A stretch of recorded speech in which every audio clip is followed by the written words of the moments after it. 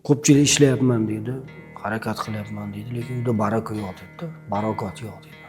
Sabab nima desa, sababini topa olmaydi. Bu oilada sadoqat yo'qligidanmi? Bizning jamiyatda shunaqangi bir ong shakllanib qolganki, sadoqatni faqatgina ayoldan talab etiladi. Ya'ni ayol kishi sadoqatli bo'lishi kerak. Erkak kishilar ko'chaga chiqadi, xohlagan ayoli bilan flirtavay deb qo'yadi. Gap o'ynashadi, hazil-huzul qilishadi. Ayol kishi, erkak kishi bu xuddiki bu положено, mumkin deydi, lekin ayol kishiga mumkin emas, erkak kishiga mumkin.